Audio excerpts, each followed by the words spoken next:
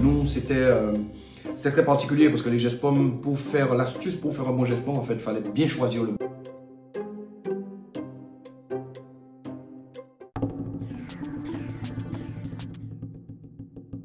En fait, moi, j'aime tous les plats créoles en général, mais je dois avouer que mon plat préféré, c'est d'ombré queue de cochon pois rouge. Ça, c'est vraiment mon plat préféré. D'ailleurs, quand je reviens d'un long séjour, c'est le plat que me cuisine ma femme, puisqu'elle sait que j'adore ça. Je sais pas, ça me rebooste, ça me donne de la force.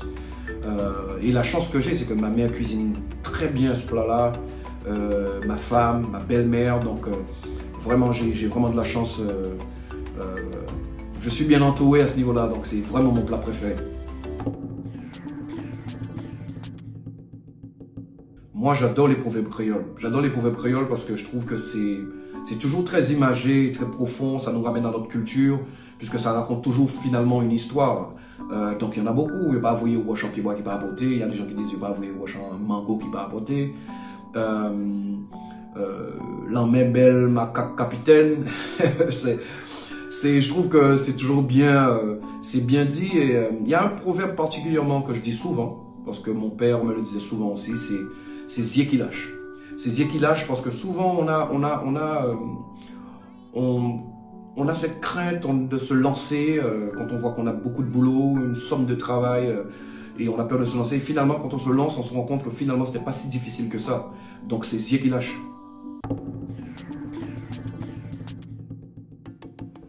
Bon, en fait, là où j'ai grandi, en fait, les parents n'avaient pas les moyens d'acheter des jouets à chaque Noël. Donc, c'est vrai que nous, tous les jeux qu'on faisait, on faisait avec nos deux mains. Donc, tout ce qui, les jeux cerfs-volants, par exemple, on était des experts. Il y avait vraiment des experts même en cerfs-volants là où j'ai grandi, dans mon quartier.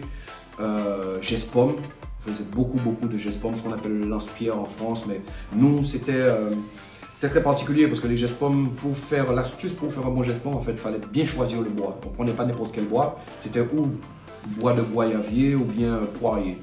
Mais souvent, c'était le poirier puisque le bois de goyavier, c'était très compliqué de trouver un nickel parfait. Donc les élastiques aussi, c'était très important de bien choisir ces élastiques. On jouait beaucoup aux billes, mais les billes aussi, pareil, il fallait acheter des billes, donc c'était un peu plus compliqué. Donc on jouait aux capsules. Les capsules, ça jouait un peu comme les billes. Je vous cache pas qu'à cette période-là, il n'y avait pas de capsules par terre puisque les jeunes, les enfants ramassaient toutes les capsules en fait pour jouer. Donc tu avais des capsules un peu comme les capsules d'Henken, comme il y en avait beaucoup plus, ça avait moins de valeur qu'une capsule de, je sais pas moi, de Mackinson ou de Guinness. En termes de contes créoles, je pense qu'en Guadeloupe, on est très riche. Il y a les contes créoles avec une morale à la fin. Il y a je sais pas si on peut appeler ça contes, mais en tout cas, ça fait partie de notre patrimoine.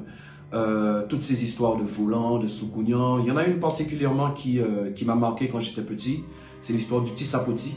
Cet enfant qu'on rencontre en train de pleurer sur une souche de bois ou bien dans un banc public, sur un banc public, pardon, la nuit, il n'y a pas beaucoup de lumière.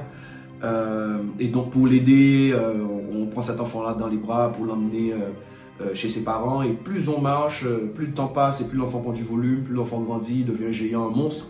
Et ce monstre-là te demande de le ramener là où tu l'as pris. Et donc, sinon, il te fait du mal. Donc, c'est vraiment... ce sont des histoires comme ça qui restent. Quand on est très jeune, ça fait super peur. Et donc, voilà. Et je pense que ça fait partie du patrimoine guadeloupéen. Mais on est très riche en termes de contes créoles.